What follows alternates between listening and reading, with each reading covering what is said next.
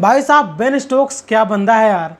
Lord's में आपने देखा होगा तीसरे दिन का आधे घंटे का खेल था जहां पर टीम इंडिया पूरी चार्जअप नज़र आई थी इंग्लैंड के ओपनर बल्लेबाजों पर, जहां शुभमन गिल ने बोला था ग्रो सम फकिंग बॉल्स।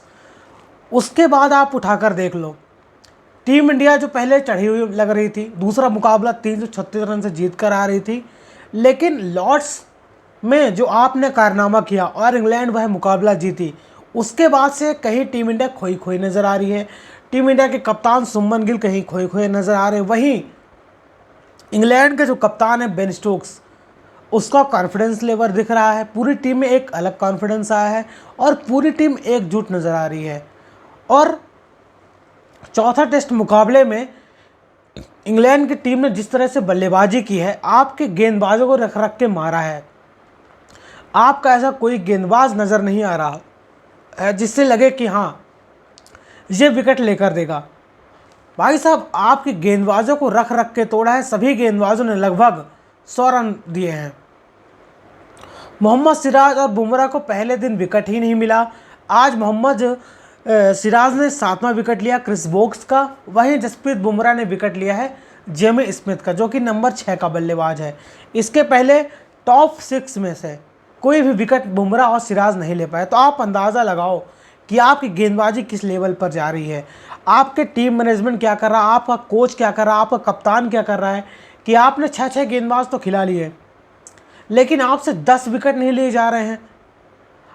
जब टीम इंडिया ने मैनचेस्टर में टॉस हारा और बल्लेबाजी करने का जब इंग्लैंड ने मौका दिया, तो टीम इंडिया ने बहुत अच्छी बल्लेबाजी की थी, क्योंकि ओवरकास्ट कंडीशन थी, वहाँ पर काफ़ी ज़्यादा स्विंग मिल रहा था, काफ़ी ज़्यादा स्विंग मोमेंट मिल रहा था, जहाँ पर इंग्लैंड के गेंदबाज काफ़ी चढ़ कर आए थे। लेकिन हमारे ओपनर ने प्लेटफॉर्म दिया था। पहले विकेट के लिए 94 रनों की पार्टनरशिप हुई थी और आपने लड़ते गिरते पड़ते 358 रन बना लिए थे।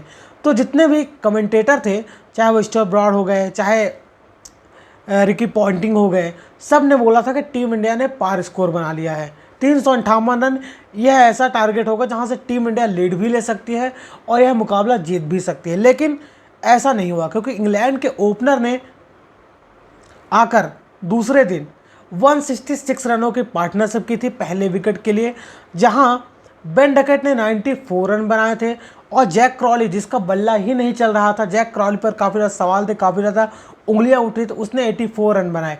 और आपके हर गेंदबाज को 2 चौके दे छक्के दे चौके दे छक्के मार इजीली सिंगल डबल निकाल रहे थे। मतलब आप गेंदबाजों की लाई लेंथ ही नहीं मिल रही थी। जहां इंग्लैंड के गेंदबाज, इंग्लैंड के कप्तान बेन स्टोक्स, जिसकी इंजरी रहती है, वो 5 विकेट ले गया एक ही मैच में और आज उसने हाफ सेंचुरी भी बना दी है। मतलब जो आप 3 टेस्ट मुकाबले में करके आए थे कि हाँ, कोई कह नहीं सकता था कि टीम इंडिया ने बल्लेबाजी अच्छी नहीं की है, टीम इंडिया ने गेंदबाजी अच्छी नहीं की है। आप एकदम अच्छा क्रिकेट खेल कर आए थे। इंग्लैंड की टीम भी डरी हुई थी, लेकिन लॉर्ड्स टेस्ट हारने के बाद लॉर्ड्स में आप जहाँ से मुकाबला हारे हो, आपका पूरा दिमाग ही घूम गया है, पूरा मोमेंटम ही पूरा इंग्लैंड की तरफ चला गया है। और आपने देखा होगा प्रेस कॉन्फ्रेंस जितने भी इंग्लैंड के प्लेयर आते हैं, फिर उनका सपोर्ट स्टाफ आता है, यही बोलता है कि हमारे 2 ओपनर के ऊपर पूरी के पूरी 11 प्लेयर हावी हो गए थे। मतलब उनका माइंडसेट आप देख रहे हो। उसके बाद से आपकी टीम कहीं ना कहीं बिखर गई। आपका जो अटैकिंग माइंडसेट था कहीं कमज़ोर नज़र आया। शुभमन गिल उस प्रेशर में आ गए, उस दबाव में आ गए, ना तो उनसे बल्लेबाजी हो रही है, ना उनसे गेंदबाजी को रोटेट करवा पा रहे हैं। पता नहीं क्या हो गया उस दिन से। और आपके जो कोच हैं गौतम गंभीर साहब, उन्होंने कपिल शर्मा शो में बोला था कि हमने 2 बहुत बड़े बदलाव करे। वो मजाकिया अंदाज में था, मतलब कि हमने इतना बड़ा काम कर दिया, रोहित विराट को बाहर कर दिया। भाई साहब आपने तो बाहर कर दिया रोहित विराट को, लेकिन उनकी कमी कैसे पूरा करोगे? क्योंकि आपने लॉर्ड्स में 192 रन चेज नहीं हुए। और आज जो हालत है ना आपकी, न तो आपके गेंदबाज विकेट ले रहे हैं, आपकी मनमानी से टीम बनाई जा रही है, आप जिसको खिलाना चाह रहे हो उसका खिलाए जा रहे हो। आपका कुलदीप यादव इस समय प्राइम फॉर्म में है, सबसे बेहतरीन गेंदबाज है। रिकी पॉन्टिंग ने कमेंट्री में बोला है स्काई स्पोर्ट्स में कि टीम इंडिया पागल है क्या, कुलदीप यादव जैसे स्पिनर गेंदबाज को बाहर बिठा के रखी है। प्लेइंग 11 में क्या किया जा रहा है, आपके गेंदबाज एकदम बदतर गेंदबाजी कर रहे हैं। रिकी पॉन्टिंग के शब्द हैं, लेकिन आपके कोच को ये बात समझ नहीं आती है। फिर आ जाएंगे माँ तुझे सलाम करने आए, आ जाएंगे चक दे इंडिया, वंदे मातरम, ये करने आ जाएंगे, फिर आप देशभक्ति की बात करने लगेंगे गौतम गंभीर साहब। पता नहीं क्या चल रहा है यार।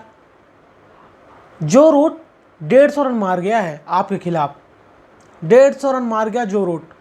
इंग्लैंड के हर बल्लेबाजों ने हाफ सेंचुरी मारी है लगभग टॉप 5 में से, और आपका बल्लेबाज कोई शतक नहीं मार पाया। वहाँ से जो रूट सेंचुरी मार गया है भाई, 38वीं सेंचुरी है उसकी, 38। और सचिन तेंदुलकर से 2500 रन पीछे है टेस्ट क्रिकेट में। और रिकी पॉन्टिंग का जब रिकॉर्ड था 13,000 कुछ रन का, वो भी रिकॉर्ड यहाँ पर तोड़ दिया है जो रूट ने। और रिकी पॉन्टिंग ने बोला भी है कि जो रूट आने वाले 3 सालों या 4 सालों में सचिन तेंदुलकर के टेस्ट क्रिकेट का सबसे ज़्यादा रन बनाने का रिकॉर्ड तोड़ देगा। सचिन ने बनाया 15,922 रन टेस्ट क्रिकेट में। तो इस लिहाज का है जो रूट बल्लेबाज, इस समय बेहतरीन बल्लेबाज है, इसमें कोई शक नहीं है, कोई दो राय नहीं है। और वहीं बेन स्टोक्स की भी आपको तारीफ़ करनी पड़ेगी। पहली पारी में 5 विकेट लिया, ठीक है ना, उसके हर गेंदबाज बेदम नज़र आ रहे थे। क्रिस वोक्स, लॉर्ड्स का रिकॉर्ड उसका काफ़ी शानदार है, लॉर्ड्स में काफ़ी अच्छी गेंदबाजी करता है क्रिस वोक्स, लेकिन वो 11-11 ओवर का स्पेल डाला है यहाँ पर बेन स्टोक्स। तो आप अंदाज़ा करो उसका माइंडसेट, आपने जो अग्रेशन दिखाया था, आपने जो एटीट्यूड दिखाया था ग्राउंड में, वो आप पर हावी हो गया है। कहीं ना कहीं वो आप पर ऐसे हावी नज़र आ रहा है, ना तो आपसे कप्तानी हो पा रही है, ना आपसे बल्लेबाजी हो रही है। जो सुमन गिल 2 टेस्ट मुकाबले में एजबेस्टन टेस्ट तक आप उठाकर देख लो 607 रन बनाए थे, उसके बाद सुमन गिल के बल्ले से रन भी नहीं निकले हैं। लॉर्ड्स में जो आपने अग्रेशन दिखाया, उसकी सेकंड पारी में जब आपको ज़रूरत थी 192 रन आपको चेज करना था, तब आपका बल्ला ही नहीं चला, आपके पैर ही नहीं चल रहे थे क्रीज में। आप पर वो अग्रेशन जो दिखाया था ना, आपने उन पर किया। जब उन्होंने आप पर रिप्लाई किया, वो भी तो अग्रेशन दिखाएंगे, अपने देश में खेल रहे हैं, वो भी लॉर्ड्स में खेल रहे हैं जो कि होम क्रिकेट माना जाता है, ठीक है ना। वहाँ पर जब उन्होंने किया तो आपसे सहा ही नहीं गया भाई। अग्रेशन वहाँ दिखाया जाता है जो आपके सहने की क्षमता भी रखो, आपके अंदर धैर्य होना चाहिए, पैसेंस होना चाहिए, वो आपके पास बिल्कुल भी नहीं था।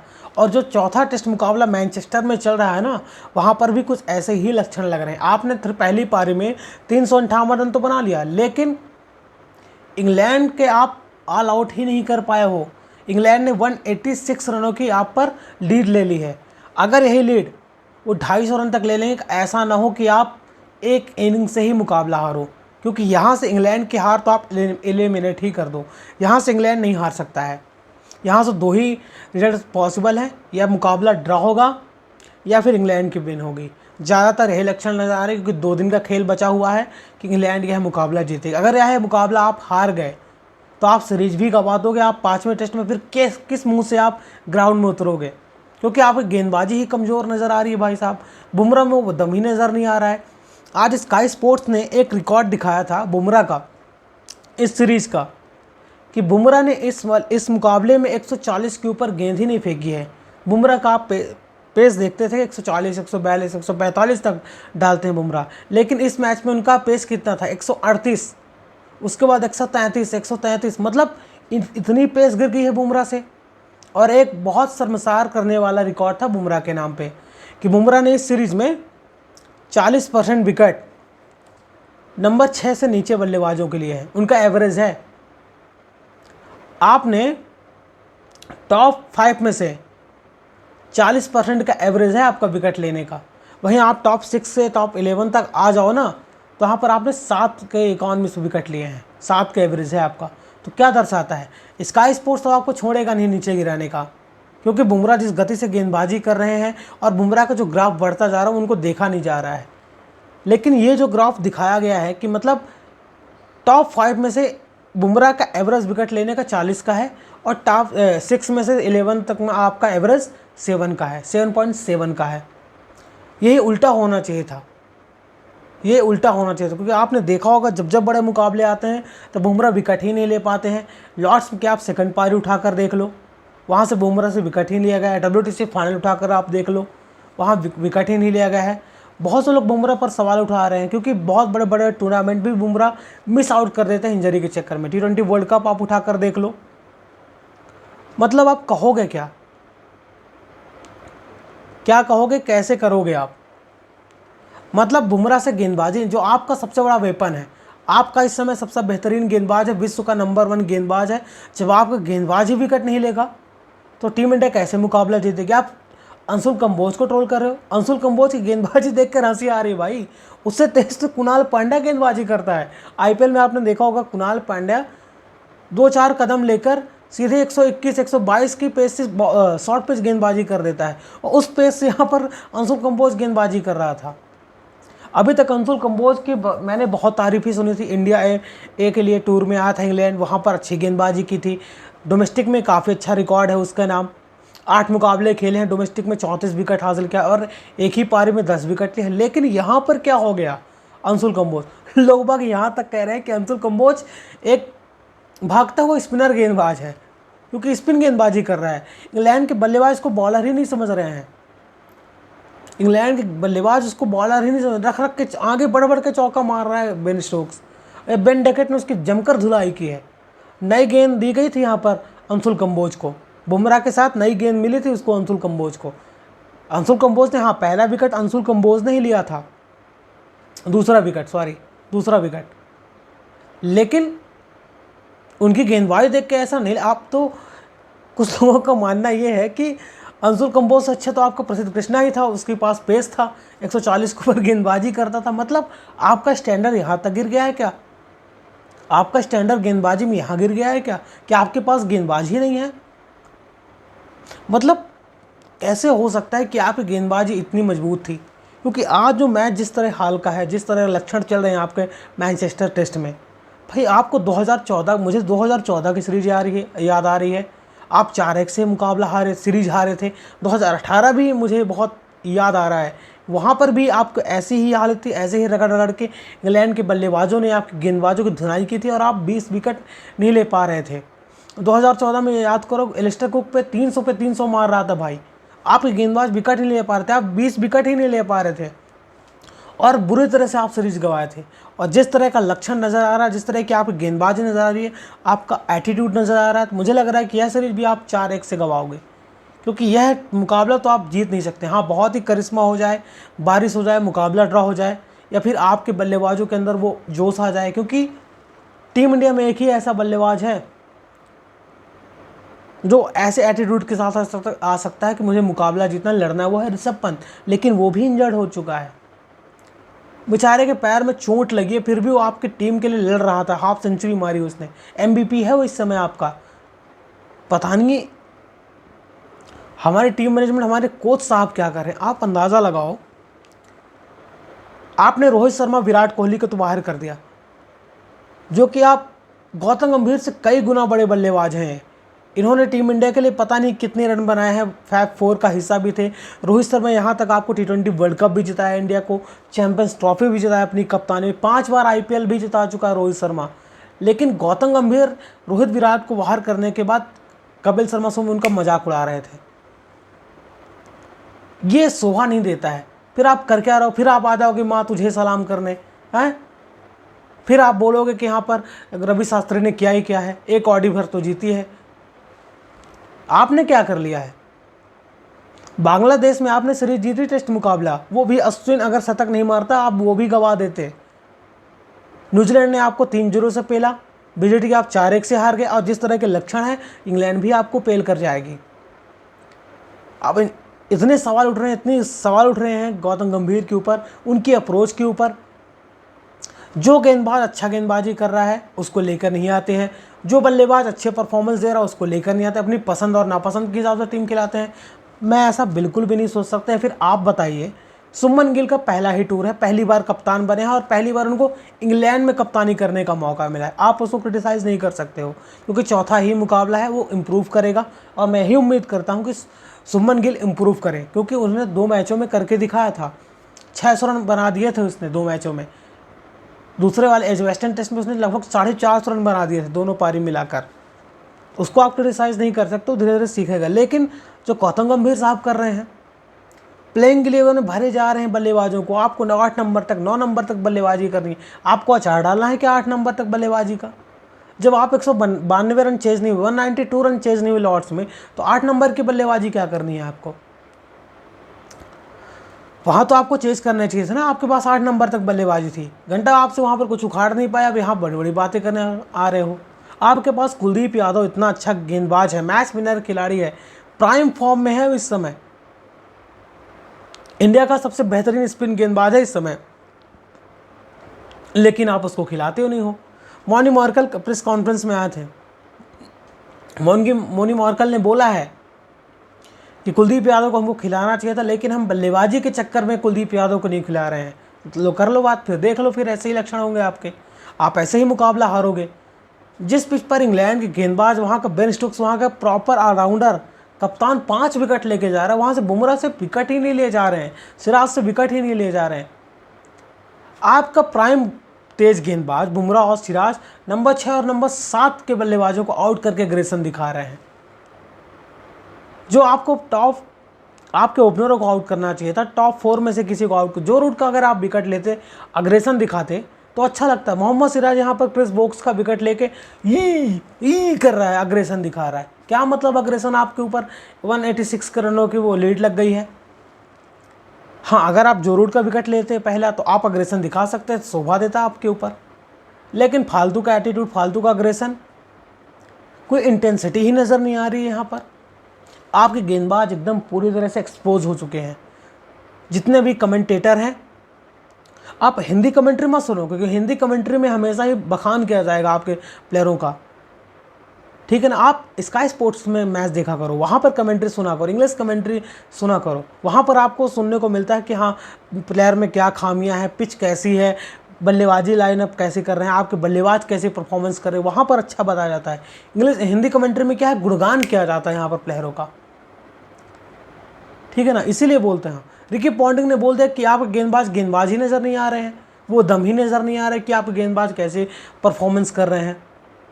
और गौतम गंभीर साहब, आप अंदाज़ा लगाओ, मोहम्मद शमी को फूफा बोल रहे थे कपिल शर्मा शो में कि 2 साल से वो घर ही वापसी नहीं हुई है, मजाक उड़ा रहे थे।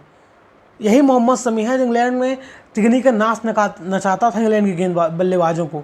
2021 टूर याद कर लो, बुमराह और शमी ने यहाँ पर नाच नचा दिया था लॉर्ड्स में।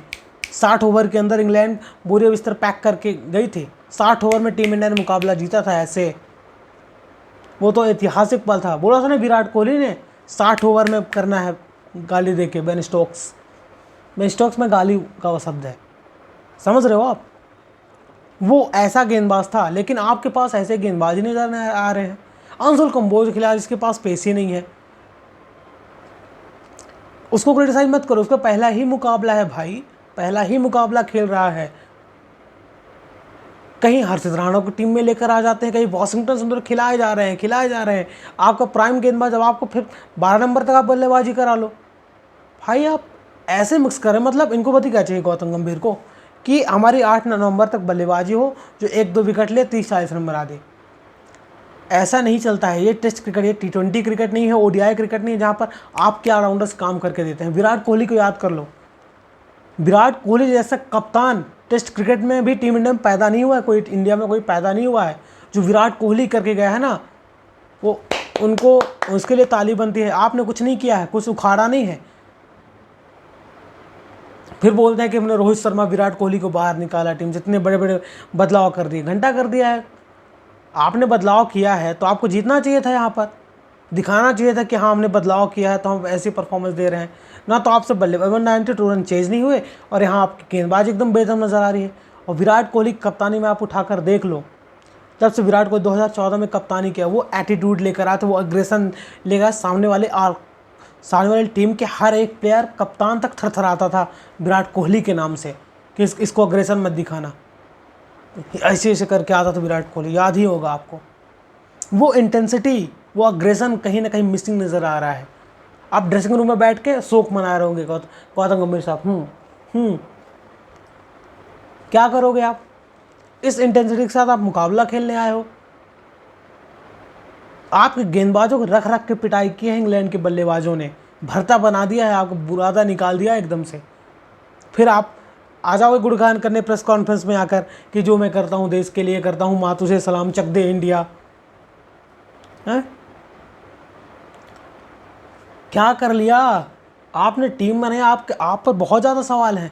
जब यहाँ राहुल द्रविड़ को नहीं छोड़ा गया, रवि शास्त्री को नहीं छोड़ा गया जो इतने बड़े कोच थे, राहुल द्रविड़ जैसे इंसान को यहाँ पर क्रिटिसाइज़ किया गया है क्योंकि उनकी कोचिंग में टीम इंडिया ने मुकाबला हारा था लेकिन T20 वर्ल्ड कप जीता, उनको नहीं छोड़ा गया। वही जब ये कमेंट्री कर रहे थे गौतम गंभीर साहब ना, तो सब पर सवाल उठा रहे थे, सब पर सवाल उठाए हैं। राहुल द्रविड़ पर भी सवाल उठाया था, रवि शास्त्री पर भी सवाल उठाया था कि रवि शास्त्री ने आज तक किया ही क्या है, एक ऑडी ही तो जीती है, तो आपने क्या उखाड़ लिया है। अगर आप ये सीरीज़ गंवा दोगे ना, 3 लगातार सीरीज आप हारोगे। न्यूजीलैंड ने आपको पेला, ऑस्ट्रेलिया ने पेला, अब इंग्लैंड भी पेल देगी आपको। अब इनका गुड बाय टाटा बाय बाय हो जाएगा क्योंकि इनसे कोचिंग नहीं हो रही है, ये अपनी पसंद और नापसंद के हिसाब से टीम को चुन रहे हैं। शार्दुल ठाकुर आपका अच्छा प्राइम बॉलर था, आप उससे गेंदबाजी नहीं कराते हो, पता नहीं उसको क्या समझ के रखो। मतलब अभिमन्यु शरण जैसा प्लेयर बाहर बैठा है, कुलदीप यादव पता नहीं इनको क्या दुश्मनी नजर आ रही है यार, कुलदीप यादव इनको नज़र नहीं आता है। आपका मैच इस समय का सबसे मैच विनर खिलाड़ी है, आपका सबसे मैच विनर गेंदबाज है। इस पिच पर वो 3 विकेट 4 विकेट 5 विकेट ले लेता है यार, मुकाबला जिता देता। उससे क्या दुश्मनी है आपकी कि आप उसको खिलाते ही नहीं हो। आपको बस 8 नंबर 9 नंबर तक बल्लेबाजी करनी आनी है। जहां आपको बल्लेबाजी की ज़रूरत थी वहां पे अपने बेड़ा गर्क कराया, जहां गेंदबाजी की ज़रूरत थी यहाँ पर भी बेड़ा गर्क हो गया है। और बेन स्टोक्स, उसको आपने फायर अप कर दिया, फालतू का अग्रेशन यहाँ सुमन गिल साहब दिखा रहे हैं, उसके बाद में तुमसे बल्लेबाजी हो रही नहीं, कप्तानी हो रही है। विराट कोहली की बात करते हैं। विराट कोहली, लोग बाग भूल जाते हैं विराट कोहली ने किया क्या है देश के लिए।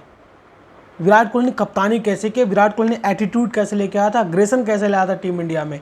आपने सुमन गिल को कप्तान बना दिया, ठीक है। रोहित शर्मा विराट कोहली दोनों एक साथ चले गए टेस्ट क्रिकेट छोड़ के 4 दिन के अंदर।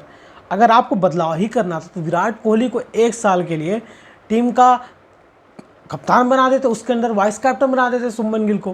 क्योंकि जब विराट कोहली का अग्रेशन एटीट्यूड ग्राउंड में दिखता है ना, तो सामने वाली टीम में खौफ रहता है। बेन स्टोक्स खौफ खाता अगर यहाँ पर विराट कोहली होता, तो एरन मैकलम ये बैठ के इशारा नहीं कर रहे होता, सामने एटीट्यूड के साथ पैर रख के एटीट्यूड नहीं दिखा रहा होता ऐसे ऐसे करके, वो आप कर रहे होते। विराट कोहली के सामने कोई एटीट्यूड एग्रेशन नहीं दिखा सकता है, वो तुम 1 गुना दिखाओगे तुमको 100 गुना करके देगा।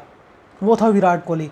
अगर यहाँ पर रोहित शर्मा को आपको हटाना ही था तो आप रोहित शर्मा को हटाकर विराट कोहली को 1 साल के लिए कप्तानी देते, उसके अंदर सुमन गिल को वाइस कैप्टन बनाते, और विराट कोहली जो एटफील्ड में रहता है ना, उसके साथ जो आपका सुमन गिल था ना, कहते हैं ना शेर के साथ रहते रहते शेर का बच्चा भी शेर ही बनता है। अगर के शेर के बच्चे को ना किसी और जानवर के साथ छोड़ दोगे ना तो शेर नहीं बन पाएगा।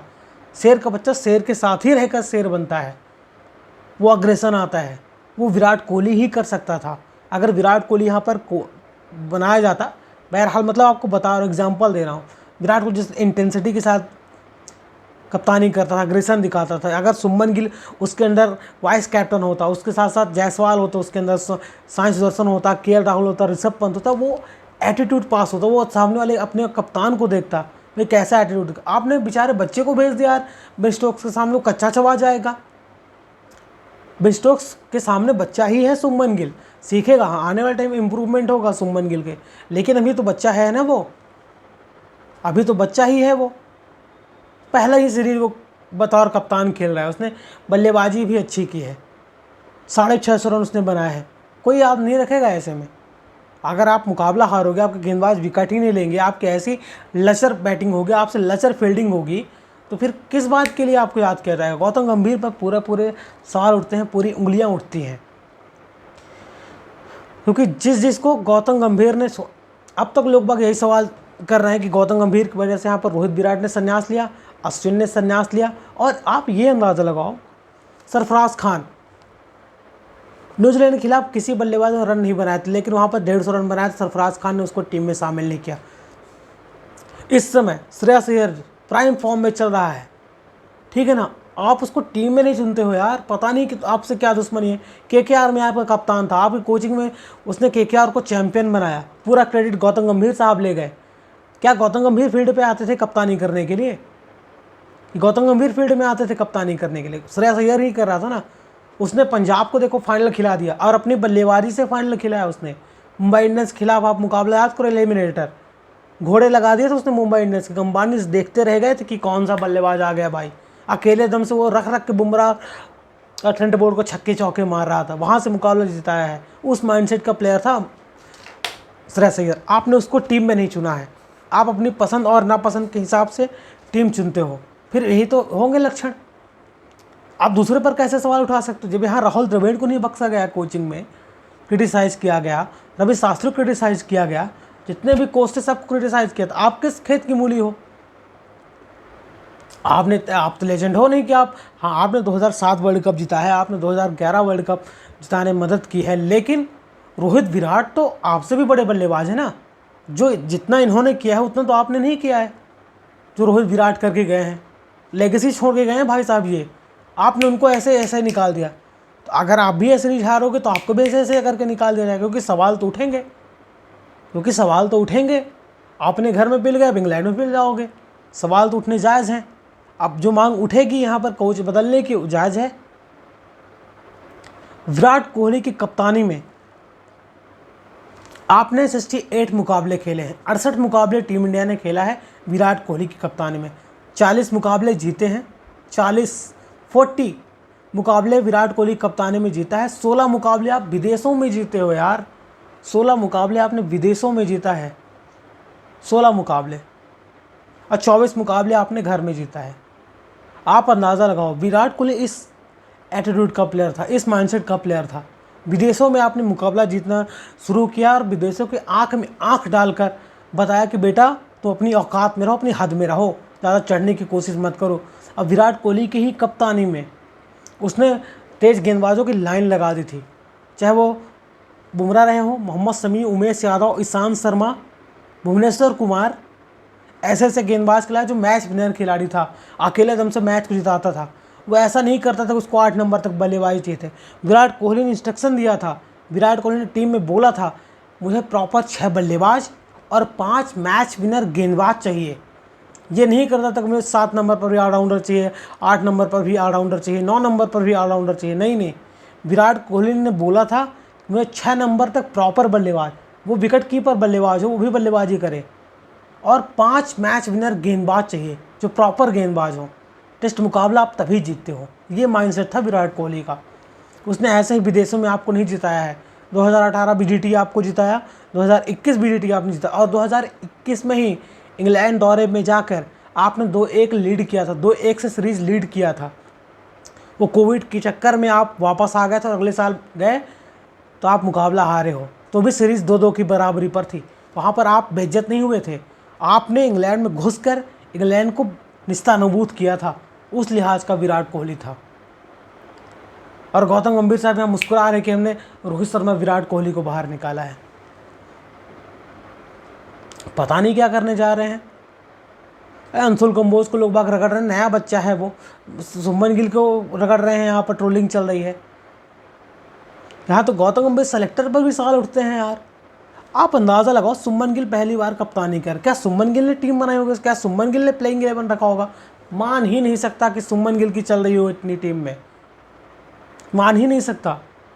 कोच बैठा है आपका बाहर, सेलेक्टर बैठा, प्लेइंग 11 कहीं ना कहीं इन्हीं लोग बनाते होंगे। कोई कहता हो गौतम गंभीर ये मेरा फेवरेट प्लेयर है, इसको टीम में रखो, कहीं अजीत अग्रकर कहते होंगे ये मेरा फेवरेट प्लेयर है, इसको प्लेइंग 11 में रखो। भाई शुभमन गिल मान ही नहीं सकता कि शुभमन गिल की बात मानते हो गौतम गंभीर। क्या शुभमन गिल के प्लेइंग 11 है ये? मान ही नहीं, बिल्कुल। आप खुद अंदाज़ा लगाओ, पहली बार कप्तानी कर रहा शुभमन गिल। हाँ, अगर रोहित शर्मा कप्तान होते, विराट कोहली कप्तान होते, तो आप मान सकते थे कि हाँ आपके कप्तान ने जो टीम चुनी है वो ही है, वो यहाँ पर गौतम गंभीर का इन्फ्लुएंस नहीं है। लेकिन यहाँ पर पूरा गौतम गंभीर का इन्फ्लुएंस नज़र आ रहा है। वाशिंगटन सुंदर गौतम गंभीर की पसंद है, बहुत अच्छी गेंदबाजी की है लॉर्ड्स में, लेकिन कुलदीप यादव आपको मैच विनर खिलाड़ी, मैच का रुख पलट सकता है। जहाँ पर आपकी गेंदबाजी की धुलाई हो रही है, अगर कुलदीप यादव इस मुकाबले में होता ना, इंग्लैंड के बल्लेबाज थर थर काँपते हैं। स्पिन गेंदबाज इतने अच्छे नहीं खेलते हैं, जो रूट को अगर छोड़ दिया जाए तो। जैक क्रॉली की टांगें काँपती हैं, बेन स्टोक्स जो चौके छक्के रिवर्स स्वीप में मार रहे हैं ना, LBW डंडा उखड़ जाता उनका। पर उस लिहाज का कप्तान होना चाहिए। वो टीम एकजुट हो गई है। अब वो कप्तान बेन स्टोक्स कितना भी क्रिटिसाइज़ कर लो, यहाँ तक बोला जा रहा था एजबेस्टर हार जब टीम इंडिया जीती कि बस ये आखिरी सीरीज हो सकती है बेन स्टोक्स को बतौर कप्तान, या ज़्यादा से ज़्यादा खेलेंगे एसेस, उसके बाद बेन स्टोक्स को बाहर कर दिया जाएगा। बेन स्टोक्स लॉर्ड्स में अपने एग्रेशन से जिताया टीम को, और आज जहां उसकी ज़रूरत थी गेंदबाजी से 5 विकेट लिया और 77 रन पर खेल रहा है वो। जहां पर सबने सेंचुरी मारी, बड़ी बड़ी पारी खेली, वहां कल आप आकर देख लेना, चौथे दिन मैनचेस्टर में आकर डे 4 में पहली सेंचुरी पूरी करेगा और आपको 250 रन का लीड लेकर जाएगा पहली पारी में। ऐसा भी हो सकता है 300 रन की लीड आपको दे और बोलेंगे आओ बेटा औकात दिखाओ। और मुझे नहीं लगता कि टीम इंडिया इतनी लंबी बल्लेबाजी कर लेगी कि यहाँ से आपको कम से कम अगर मैच बचाना है, फिर ड्रॉ भी करवाना है, तो आपको यहाँ से कम 550 से 600 रन बनाने पड़ेंगे, क्योंकि आपको लीड भी काटनी है और उनसे कम 200 रन बल्लेबाजी भी करानी होगी, तभी मुकाबला जीतेंगे आप। ड्रॉ होगा, क्योंकि यहाँ से इंग्लैंड तो बिल्कुल भी हार नहीं सकती। ये मुकाबला ड्रॉ होने की कगार पर है, यहाँ से आप मुकाबला नहीं जीतोगे। पता नहीं क्या माइंड से चल रहा है, क्या अग्रेशन चल रहा है इनका, क्या करना चाह रहे हैं। और एक आपने देखा होगा, जब आपकी नई गेंद आई, 80 ओवर जब होने वाले थे, 80 ओवर के बाद आपने उसके पहले लगातार जडेजा और वाशिंगटन सुंदर से लगातार गेंदबाजी कराई, ठीक है ना। वाशिंगटन सुंदर ने 2 विकेट लिए, लेकिन आप अंदाज़ा लगाओ वाशिंगटन सुंदर जो 4 विकेट लेकर आ रहा था, उसको इतनी लेट गेंदबाजी कराई गई। 71वें ओवर में वाशिंगटन सुंदर को लाया गया है। 61 ओवर में लेकर आए थे, आपको 2 ओवर चेंज करे हो क्योंकि सेशन खत्म होने वाला। उसके बाद 71 ओवर में आप उसको लेकर आए हो वाशिंगटन। आप भूल गए थे क्या वाशिंगटन सुंदर भी गेंदबाजी करता है? क्या शुभमन गिल भूल गए थे? फिर गौतम गंभीर साहब भूल गए थे? और आपने देखा होगा बार बार मैसेज बाहर से आ रहे थे, ड्रेसिंग रूम से बार बार मैसेज आ रहे थे, क्या शुभमन गिल से कप्तानी करनी नहीं आती? क्या वो गेंदबाज रोटेट करना नहीं जानता? आप क्या करना चाह रहे हो? आपने जब नई गेंद ली 80 ओवर के बाद, बुमराह ने सिर्फ 1 ओवर गेंदबाजी की, उसके बाद बुमराह चले गए ड्रेसिंग रूम में। उसके बाद पीछे पीछे मैसेंजर आया और शुभमन गिल को बोलता है आपको बाहर बुलाया गया। शुभमन गिल भी बाहर चले गए। क्या करना चाह रहे हो? क्या यहाँ पर गौतम गंभीर और शुभमन गिल के बीच मनमुटाव है क्या? क्योंकि देखने में तो ऐसा ही लग रहा है। क्या शुभमन गिल और बुमराह के बीच बहस हुई है? क्योंकि बुमराह बार बार बोल रहे थे कि मेरे पाँव में दिक्कत है। आपने देखा होगा इशारा कर रहे थे बार बार, लेकिन शुभमन गिल पीछे जा रहे थे। वही मैटर नज़र आ रहा है, क्योंकि अब सवाल उठ रहे हैं कि क्या शुभमन गिल और गौतम गंभीर के बीच बहसबाजी हो रही है, मनमुटाव नज़र आ रहे हैं। क्योंकि देखने में तो ऐसा ही लग रहा है, क्योंकि जब आप रिजल्ट आपके फेवर में नहीं आएगा, सवाल तो उठेंगे, उंगलियाँ भी आप पर ही उठेंगे, क्योंकि आपकी टीम के कोच हो। ये मान नहीं सकता कि मैं, या फिर आप भी नहीं मान सकते कि पूरी टीम शुभमन गिल चला रहे हो। हाँ, कोई सीनियर प्लेयर होता तो आप मान सकते थे, रोहित विराट होते, लेकिन यहाँ पर शुभमन गिल का पूरा इन्फ्लुएंस नहीं है टीम में। फिर आपको मुकाबले भी जीतने हैं। ऐसी कोचिंग आपके टीम के अंदर वो माइंडसेट ही नहीं है, वो अग्रेशन ही नज़र नहीं आ रहा है। आज टीम इंडिया आज पूरा देखो ग्राउंड में एकदम के कंधे झुके हुए हैं टीम इंडिया के। ऐसे ना तो गेंदबाजी फुल इंटेंसिटी से हो रही है, ना ही फील्डिंग फुल इंटेंसिटी से हो रही है। वो इतना गेम आज डे 3 का बोरिंग था, बस रख के चौके छक्के मार रहे इंग्लैंड के गेंद बल्लेबाज। जो भी आ रहा है वो भी आपके गेंदबाजों को कुटाई करके जा रहा है। मतलब ऐसा नज़र आ रहा था कि आप गेंदबाज विकेट ही लेने नहीं जा रहे हैं, आप गेंदबाज बेबस नज़र आ रहे थे, आप गेंदबाज विकेट ही नहीं ले पा रहे हैं। क्या हो गया है? और ये इसी विकेट पर इंग्लैंड गेंदबाजों ने कमाल करके दिया है। 358 रन पर आपको ऑल आउट किया है, और आपसे 400 रन के अंदर भी ऑल आउट नहीं हुए। वो 186 की लीड लेकर गए हैं यहाँ से। अगर आपको सीरीज में रहना था, सीरीज बराबर करनी थी, यहाँ पर आपको मुकाबला जीतना ही था, क्योंकि यह मुकाबला अगर आप हारे तो सीरीज गंवा दोगे। आपकी आन बान शान की बात थी ये मुकाबला। फिर गौतम गंभीर साहब आकर प्रेस कॉन्फ्रेंस ना बोलें कि देश हमारे लिए है, हम देश के लिए हैं, वंदे मातरम, झंडा ऊंचा रहे हमारा, चक दे इंडिया। फिर ये ना करने आ जाए, क्योंकि बेड़ा करके तो आपने ही किया है अपनी कोचिंग में। 8 नंबर तक बल्लेबाजी करा लो, गेंदबाजी उनसे हो ही नहीं रही है। इनको ऐसी टीम चाहिए जो ऑलराउंडर भी हो, 2 विकेट ले ले, 30 रन बना दे। ऐसे में काम नहीं चलता है। टेस्ट क्रिकेट आपको जीतना है तो प्रॉपर 5 गेंदबाज चाहिए, मैच विनर प्लेयर रहिए जो आपको विकेट लेकर दे। आपको 20 विकेट लेने पड़ते हैं टेस्ट मैचों में, तब आप मुकाबला जीतते हो। ये थोड़े थोड़े करके आपसे नहीं चलता कि थोड़ी गेंदबाजी थोड़ी बल्लेबाजी, थोड़ी गेंदबाजी थोड़ी बल्लेबाजी। वो T20 में चलता है, ये टेस्ट क्रिकेट है। असली इम्तहान आपका यही होता है, असली टेस्ट आपका यही होता है, इसलिए टेस्ट क्रिकेट कहा जाता है। ये पता नहीं क्या चल रहा है इनके दिमाग में, क्या करना चाह रहे हैं। इतनी गैर जिम्मेदारी आज हुई है ना, आप ये गेंदबाज विकेट ही नहीं ले पा रहे हैं। पहला विकेट आपका स्पिनर जडेजा ने दिलवाया है, दूसरा विकेट अंशुल कंबोज। जहां बुमराह सिराज विकेट नहीं ले रहे हैं, वहां पर बेन डकट को अंशुल कंबोज ने आउट किया है। और आप गेंदबाजों को लक्षण उठा कर देख लो, 28 ओवर गेंदबाजी की है जसप्रीत बुमराह ने, 28 ओवर की गेंदबाजी और 95 रन दिए हैं। और आपको बता दें, आज से पहले बुमराह ने कभी टेस्ट मुकाबले में 100 रन नहीं दिए हैं, लेकिन इस टेस्ट मुकाबले में होगा, मैनचेस्टर में होगा, इतिहास रचा जाएगा कि बुमराह एक ही पारी में 100 रन दे। अभी तक नहीं हुआ, 95 रन दे चुके हैं 28 ओवर में। वहीं मोहम्मद सिराज 26 ओवर की गेंदबाजी की है, 113 रन दे चुके हैं। अंशुल कंबोज 18 ओवर की गेंदबाजी में 89 रन दे चुके हैं। जडेजा का भी 33 ओवर गेंदबाजी करी, उसने भी 100 रन दे चुके हैं। सबसे किफ़ायती गेंदबाजी की है वॉशिंगटन सुंदर ने, 58 रन दिए वॉशिंगटन सुंदर ने। उसके अलावा हर गेंदबाज की पिटाई हुई है, हर गेंदबाज की धुलाई हुई है, रख रख के मारा है इंग्लैंड के बल्लेबाजों ने। कैसे आप बुमराह से ऐसे एक्सपेक्ट नहीं करते कि 95 रन देकर एक ही विकेट हासिल किया। वो विकेट किसका? जेमी स्मिथ का, नंबर 5 का बल्लेबाज। और ऊपर के टॉप 4 के बल्लेबाज में आप हाथ तक नहीं लगा पाए हो, नंबर 5 तक के, ठीक है ना, छू ही नहीं पाए हो, रख रख के मार रहे थे। मैंने आपको बता ही दिया कौन कौन से कितने रन बना चुके। जो रूट भाई लेजेंड आदमी है, वो गोट है वो इस समय, उस पर आपको नज़र रखनी चाहिए थी। 38 सेंचुरी मार चुका, 150 रन की पारी खेला, उसको भी आपने आउट नहीं किया। वो थक कर आउट हुआ है भाई, इतनी गर्मी थी वहाँ पर, वो थक कर आउट हुआ है। यहाँ पर आप गेंदबाज एकदम बेबस, आप गेंदबाज विकेट टेकिंग गेंदबाजी ही नहीं हो रही है। आप गेंदबाज एकदम बेदम नज़र आ रहे हैं। आपके इंग्लिश कमेंटेटरी बोल रहे थे, रिकी पॉन्टिंग लोग बोल रहे थे कि इंडिया के गेंदबाज एकदम बेबस नज़र आ रहे हैं, इस पिच पर उनसे गेंदबाजी ही नहीं हो रही है। आपकी पूरी टीम सब थकी थकी नज़र आ रही है। आपको बल्कि 9 दिन का आराम मिला है। लॉर्ड्स टेस्ट खत्म होने के बाद आपको 9 दिन का रेस्ट था, और इस इंटेंसिटी के साथ गेंदबाजी करा रहे हैं बुमराह। कहना था कि 3 टेस्ट मुकाबला खेलेंगे बुमराह, पहला, तीसरा और 5वां, लेकिन फिर आपको 9 दिन का रेस्ट मिला है, आप तो खेलना ही बनता था ये। लेकिन ऐसे क्या हो गया कि आपसे गेंदबाजी हो रही है, आपकी स्पीड कम होती जा रही है।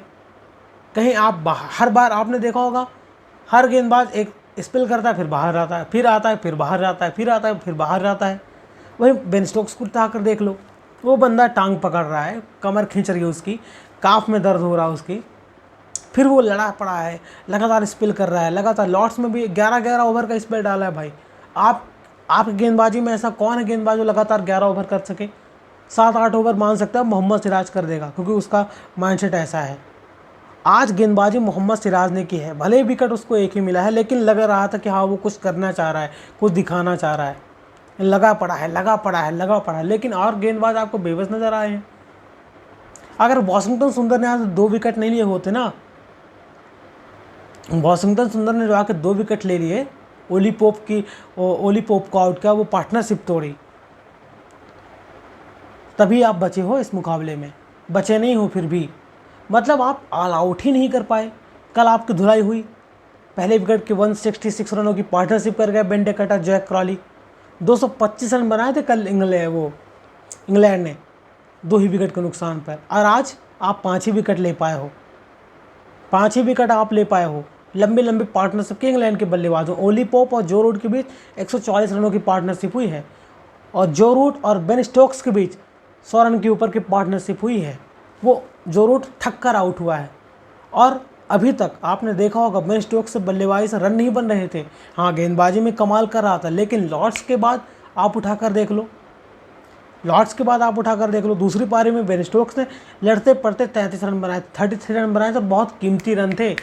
तभी इंग्लैंड की टीम 192 रन तक पहुंच पाई थी, और फिर वो मुकाबला भी जीती 22 रनों से। और आज उठाकर देख लो, पहली पारी में 5 विकेट भी लिया और 77 रन भी बना चुका है। वो इंजर्ड हुआ था, इंजरी के चक्कर रिटायर हर्ट हुआ था, उसके बाद बाहर गया, लेकिन जैसे ही विकेट गिरा यहाँ पर 6वां, जहाँ पर क्रिस वोक्स आउट होता है, फिर क्रीज पर आ जाता है। उसके बाद भी उसने रन जोड़े हैं, 20 रन जोड़ दिए लगभग, और बहती गंगा में हाथ क्यों ना धोए वो, जहाँ सब 150 रन मार के वो गया है। जो रूट 94 मार के गया है, बेन डकेट 84 मार के गया है यहाँ पर जैक क्रॉली, तो वो क्यों शतक न बनाए? क्योंकि पिछले 3 साल पहले यहाँ पर बेन स्टोक्स का शतक आया था। सब पर सवाल उठ रहे, उस पर सवाल उठ रहे थे, उंगलियाँ उठ रही थी कि बेन स्टोक्स बल्लेबाज कुछ खास प्रदर्शन नहीं कर पा रहा है, उसकी आखिरी सीरीज होगी बतौर कप्तान। लेकिन उसने करके दिखाया, गेंदबाजी से किया, उसका कॉन्फिडेंस लेवल बढ़ गया। और आपने जो इंग्लैंड की टीम को उभारा है ना अग्रेसन दिखा के, आपको ऐसा बिल्कुल भी नहीं करना चाहिए था। हाँ, अगर आपने किया, अग्रेसन दिखाया, तो आपको स्टिक रहना चाहिए था, आपके पैर में डगमाने का नहीं चाहिए थे, आपको पैनिक बिल्कुल भी नहीं करना था, आपको बिखरना बिल्कुल भी नहीं था। उस एग्रेशन के साथ जाते ना, विराट कोहली इसी एग्रेशन के साथ जाता था, फील्ड पर एकदम मोमेंटम बना के रखता था। लेकिन आपको यहाँ पर ऋषभ पंत की भी कमी नज़र आई विकेट कीपिंग में। यहाँ पर ध्रुव जुरैल ने भी कैच छोड़ा है, अगर ध्रुव जुरैल ने कैच किया होता तो पहले ही विकेट जा सकता था। यहाँ पर आपको याद होगा जब गेंदबाजी करने आई टीम इंडिया पहले कल डे 2 पे, तो वहाँ पर बेन डकेट का कैच गया था लेग साइड में, वो कैच छूट गया था। और आज भी बेन डकेट ने ध्रुव जुरैल ने एक कैच छोड़ा है उसकी जडेजा की बॉल पर, ओली पोप का कट लग के गया और उससे हाथ से मिस हो गया। भाई जब आप कैच ही नहीं पकड़ोगे तब मुकाबला कैसे जीतोगे? और विकेट के पीछे रहते रहते ऋषभ पंत वो बना कर रखता है ग्राउंड में, वो माहौल बना के रखता है, कुछ ना कुछ बोलता रहता है, मोटिवेट करता रहता है, वो भी आपको नज़र आए, क्योंकि MVP आपका ऋषभ पंत ही है। भाई साहब उसको क्या है यार, पता नहीं, लगातार इंजर्ड होता जा रहा है। भाई ये देखने में लगता है कि पिछले 2 साल में कैसा एक्सीडेंट हुआ था यहाँ पर ऋषभ पंत का। चारों तरफ फ्रैक्चर था, सर फटा हुआ था, पैर टूटा हुआ था, पैर में फ्रैक्चर था, फिर भी वहाँ से उठ के यहाँ तक आना, वहाँ से उठकर यहाँ तक आना, फिर भी उस माइंडसेट से साथ आना, खेलना, रन बनाना। तीसरा टेस्ट मुकाबला याद करो, उंगली पर फ्रैक्चर था, इंडेक्स फिंगर पर, फिर भी वो खेला। 75 रन की पारी खेली थी लॉर्ड्स में पहले पारी में। और अब चौथे टेस्ट मैनचेस्टर में उठाकर देख लो, पैर टूट गया था, पैर फ्रैक्चर है उसका, उसे चलते भी नहीं आ रहा था, सीढ़ी चढ़ते नहीं आ रहा था, सीढ़ी उतरते नहीं आ रहा था, फिर वो आपके लिए रन बनाया है, क्योंकि उसको पता था कि मैं टीम इंडिया के लिए खेल रहा हूँ, देश के लिए खेल रहा हूँ, प्राइड की बात होती है वो। लेकिन वो लड़ा रहा और खेला, उसने हाफ सेंचुरी मारी। ऐसे माइंडसेट चाहिए आपको, ऐसा प्लेयर चाहिए जो आन बान शान के लिए लड़े। फिर कुछ लोग बाग बोलने आ जाएंगे मैं ऋषभ पंत की तारीफ़ कर रहा हूँ। भाई मैं क्या करूँ, ऐसे लोगों की तारीफ़ करना बनता है, बेन स्टोक्स की तारीफ़ करना बनता है, ऋषभ पंत की तारीफ़ करना बनता है, जो रूट की तारीफ़ करना बनता है, क्योंकि इस माइंडसेट के प्लेयर हैं वो, उन्होंने किया है अपने दम पर। देखिए दोस्तों, चौथा दिन आपके लिए काफ़ी इंपॉर्टेंट होने वाला है मैनचेस्टर का। 3 दिन तो ख़त्म हो चुके हैं, अब यहाँ से इंडिया तो जीत नहीं सकती। बस आप उम्मीद करो कि बारिश हो जाए, या फिर टीम इंडिया आप राहुल द्रविड़ बन जाओ, VVS लक्ष्मण बन जाओ, 2 दिन बल्लेबाजी कर लो, मैच ड्रॉ ही करवा दो ना। लेकिन ऐसे लक्षण नज़र नहीं आ रहे, क्योंकि वेदर रिपोर्ट अगर देखी जाए, वेदर में कल सुबह 7 बजे से, इंग्लैंड के सुबह 7 बजे से बादल छाए हैं, हल्के हल्के बारिश के आसार हैं। लेकिन दोपहर 3 बजे, उनके दोपहर 3 बजे इंग्लैंड के हिसाब से वहाँ पर हल्के हल्के धूप है। अगर आपको मुकाबला ड्रॉ भी करवाना है तो आपको बड़ी पार्टनरशिप करनी पड़ेगी, लंबे रन बनाने पड़ेंगे। यहाँ किसी बल्लेबाज को यहाँ पर कम से कम KL राहुल को 100 रन 150 रन बनाने पड़ेंगे, क्योंकि अगर 150 रन बनाता है KL राहुल, लगभग 300 साढ़े 300 बॉल खेलेगा। वहीं जायसवाल को भी एक बड़ी पारी खेलनी पड़ेगी, जायसवाल को भी शतक बनाना पड़ेगा, जायसवाल शतक ना बने फिर 70-80 रन बनाना पड़ेगा। कोई टॉप 4 बल्लेबाज में से, टीम इंडिया का टॉप 4 बल्लेबाज में से कौन कौन, जायसवाल, KL राहुल, साई सुदर्शन और सुमन गिल, टॉप 4 में से कोई बल्लेबाज ऐसा हो जो 200 रन बनाए, तभी आप मुकाबले में रहोगे। KL राहुल भी सेंचुरी मारे, लेकिन ज़्यादा बॉल फेस करे, 250 बॉल 300 बॉल खेले, तब आप मुकाबला जीतोगे। असली टेस्ट यहाँ पर सुमन गिल का होने वाला है, क्योंकि सुमन गिल की 3 पारियाँ काफ़ी ख़राब गई हैं, काफ़ी ऐसे नज़र आए जैसे उनको बॉल ही समझ नहीं आ रही है, पैर ही आगे नहीं निकल रहे हैं उनको, चौथी 5वीं स्टंप पर आउट होते हैं। और जो अभी मैनचेस्टर के पहली पारी में आउट हुआ भाई, LBW आउट, उसने बैट लाया ही नहीं, बॉल छोड़ दी, LBW हो गया। उसके बाद देखा आपने बेन स्टोक्स का अग्रेसन, ऐसे ऐसे करके जा रहा था, उसने अग्रेसन दिखाया, क्योंकि आपने लॉर्ड्स में करके दिखाया था, उसने यहाँ पर आपको करके दिखा दिया। 2 मुकाबले में, पहला मुकाबला और दूसरा मुकाबला लीड्स और एडजबेस्टन में, सुमन गिल की बल्लेबाजी आप उठाकर देख लो, शुभमन गिल की कप्तानी आप उठाकर देख लो, लॉर्ड्स में डे 3 तक शुभमन गिल की वाहवाही चल रही थी। शुभमन गिल की बतौर बल्लेबाज, बतौर कप्तान चारों तरफ हल्ला गुल्ला मच रहा था, क्या कप्तानी कर रहा है, क्या बल्लेबाजी कर रहा है। लेकिन लॉर्ड्स टेस्ट का तीसरा दिन और आधे घंटे का समय लास्ट सेशन का, जहाँ पर आपने एग्रेशन दिखाया था, 1 ओवर की गेंदबाजी थी बुमराह की, आपने एग्रेशन दिखाया था, वहाँ से आप उठा कर देख लो लॉर्ड्स का चौथा दिन, तब और यहाँ में बहुत फ़र्क है। यहाँ पहले शुभमन गिल की तारीफ चल रही थी बल्लेबाजी और कप्तानी की, उसके बाद आप उठा कर लो देख लो, ना तो उनकी शुभमन गिल की बल्लेबाजी चल रही है, ना उनकी कप्तानी चल रही है, दोनों पर सवाल उठ रहे हैं। हालांकि शुभमन गिल बतौर कप्तान आपको फेथ दिखाना पड़ेगा, आपको भरोसा करना पड़ेगा, वो नया कप्तान है, लेकिन वो मोमेंटम आपने छोड़ दिया। एजबेस्टन आपने 336 रन से जीता था, लेकिन लॉर्ड्स जब से आप हारे हो, पता नहीं आप में क्या हो गया है, आप बिखर गए पूरी तरह से। भाई ये सीरीज अगर आप गंवा दिए ना, बहुत अच्छा मौका था, क्योंकि आपने 3 टेस्ट मुकाबले शुरुआत के ऐसे खेले थे ना कि आपको जीतना ही चाहिए था। आपको सीरीज़ 3-0 से लीड करनी चाहिए थी, 3-0 नहीं तो 2-0 से, तो आपको 2-1 से सीरीज लीड करनी चाहिए थी। आपको पहला मुकाबला भी जीतना चाहिए था, दूसरा मुकाबला आपने जीता ही जीता है, तीसरा मुकाबला आप गंवा दिए। आखिर हालांकि आपको तीनों जीतना चाहिए था, लेकिन आप अपनी गलती से मुकाबला हारे हो। पहले टेस्ट में आपने 9 कैच छोड़े, आप हार गए। दूसरे टेस्ट में आपने अच्छी बल्लेबाजी की, 607 रन बनाए दोनों पारी में, पहली पारी में 585, दूसरी पारी में 607, तो आप मुकाबला जीते। और आप बता दूं, आपने जब 607 रन बनाए थे ना, आपने एक अल्टीमेटम दिया था इंग्लैंड की टीम को, उनकी बल्लेबाजी को बोला था, अग्रेसन दिखाया था कि हाँ आप करके दिखाओ, और वही सेम इंग्लैंड की टीम आपको मैनचेस्टर में करके दे रही है। 544 रन बना चुकी है 7 विकेटों के नुकसान पर, ये भी 600 साढ़े 600 रन बनाकर आपको देंगे, बोलेंगे हाँ आओ बेटा तुमको हम एक इनिंग से हराएंगे, तुमने मुझे 336 रन से हराया था, मैं तुमको एक इनिंग से हराऊंगा। वही माइंडसेट के साथ जा रही है इंग्लैंड की टीम, और उसी एग्रेशन के साथ जा रही है इंग्लैंड की टीम। बस आपको धैर्य रखना है, आप गेंदबाजी को फेथ करना पड़ेगा, गेंदबाजी कुछ कमाल करना पड़ेगा, क्योंकि आप गेंदबाजी एकदम लचर आ रही है, आपके कंधे झुके हुए हैं, स्पीड कम नज़र आ रही है आपके गेंदबाजों में, सब थके थके नज़र आ रहे हैं। भले ही आपको 9 दिन का ब्रेक मिला है, क्या करना चाहते हो आप। लेकिन कल चौथा दिन है मैनचेस्टर का, यहाँ पर आप उनको रोको, 250 रन के अंदर रोको, और आप लंबी बल्लेबाजी करो। आप भी 550-600 रन बना कर दो, उनको मैच ड्रॉ करवाओ। आप यहाँ से टीम इंडिया जीतने के लिए नहीं जाएगी, टीम इंडिया मैच बचाने के लिए जाएगी। अगर आप मैच बचा लिए तो आप सीरीज में जिंदा हो, क्योंकि आप ओवल जीत सकते हो अच्छा खेल के, लेकिन इस मैच को आपको हारने नहीं देना है, आपको मैच को बचाना है, भले ही आप मैच ड्रा करवाओ। यहाँ पर आपकी गेंदबाजी और आपकी बल्लेबाजी पर पूरा जोर होगा।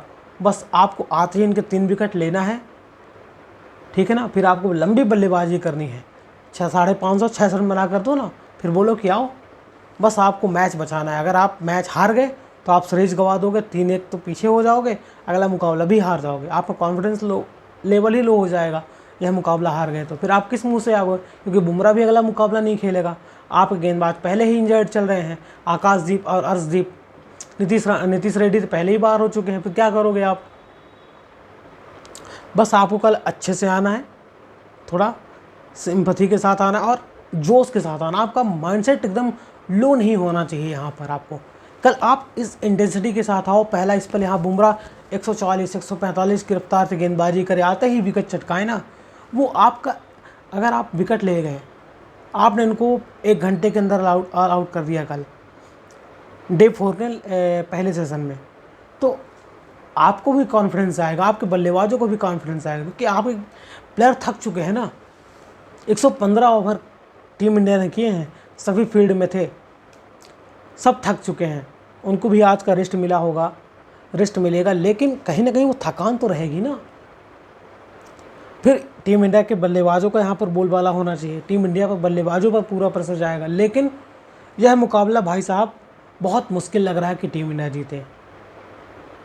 आपकी गेंदबाजी एकदम लचर हुई है, चाहे मोहम्मद सिराज रहे हों, चाहे बुमराह रहे हों। यहाँ पर मोहम्मद शमी की कमी आपको खमी है। 2 साल से शमी बाहर चल रहे हैं टीम इंडिया से, पता नहीं उनको क्या इंजरी, क्या स्टेटस है उनका, आज तक पता नहीं चल रहा है, एकदम मिस्ट्री बने हुए हैं।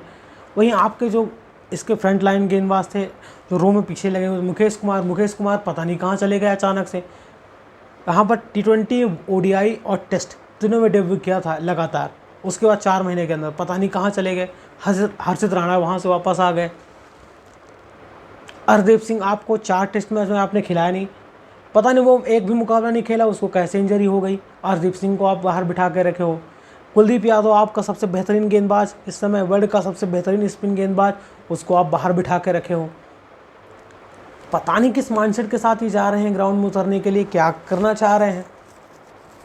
ये तो आपको छोड़ना पड़ेगा, फालतू की हट छोड़नी पड़ेगी, फालतू का अग्रेशन छोड़ना पड़ेगा और काम करना पड़ेगा, तभी आप मुकाबला जीते। क्योंकि इंग्लैंड के बल्लेबाजों ने वो करके दिया, और ख़ासतौर पर बेन स्टोक्स, भाई आपने बेन स्टोक्स को जगा दिया। पूरी इंग्लैंड की टीम जग गई है।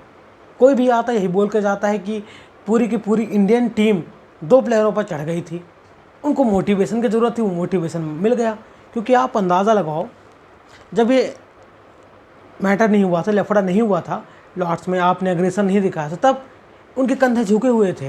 इंग्लैंड की टीम एकदम झुकी हुई नज़र आ रही थी। एजबेस्टन में आपने 336 रनों से हराया था। भले ही आप लीड्स का पहला मुकाबला हारे हो, लेकिन आपके बल्लेबाजों ने 5 सेंचुरी मारी थी वहाँ पर। ऋषभ पंत ने दोनों पारी में सेंचुरी मारी थी।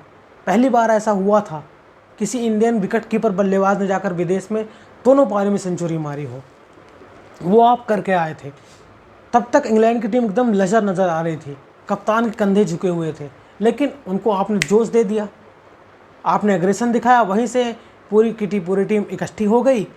फिर जब उसने एग्रेशन दिखाया तो आप बिखर गए, आपसे हजम ही नहीं हुआ। अब बस आपको छोड़ेंगे नहीं वो, क्योंकि आप उनकी कंट्री में खेल रहे हो। वो वैसे भी लड़ाकू है, कच्चा चबा जाएगा बेन स्टोक्स। लेकिन यहाँ से टीम इंडिया का जीतना बहुत मुश्किल लग रहा है। आप अच्छी बल्लेबाजी करो, बड़ी बल्लेबाजी करो। आप कोई एक बल्लेबाज टॉप 4 में से 200 रन मारेगा, तभी आप मुकाबले में रहोगे। आप 600 रन बनाओ और उनको फिर बोलो आप बल्लेबाजी करने आओ, तभी आप मुकाबला ड्रा करवा पाओगे। क्योंकि आप यहाँ से जीत नहीं सकते। 2 ही पॉसिबिलिटी है यहाँ पर इस मुकाबले की, इंग्लैंड जीते या फिर ड्रा हो। इसके लिए आपको बहुत अच्छी बल्लेबाजी करनी पड़ेगी, लेकिन डे 4 में आकर आपको उनको जल्दी आउट करना पड़ेगा। आपके गेंदबाजों को भी जिम्मेदारी लेनी पड़ेगी, आपके बल्लेबाजों को भी जिम्मेदारी लेनी पड़ेगी। क्योंकि आप यह मुकाबला गंवाओगे तो आप सीरीज को भी हाथ धो दोगे। तो आपको क्या लगता है, मैनचेस्टर आप जीतोगे या फिर हारोगे, या फिर मुकाबला ड्रा होगा? कमेंट बॉक्स में मेरी राय ज़रूर बताएं। और आपको बता दें, आपको सुबह 7 बजे अब डेली वीडियो मिला करेगी। बस अगर आपको वीडियो अच्छी लगी हो तो वीडियो को लाइक करना है, चैनल को सब्सक्राइब करना है और ज़्यादा से ज़्यादा शेयर करना है। जय श्री राम।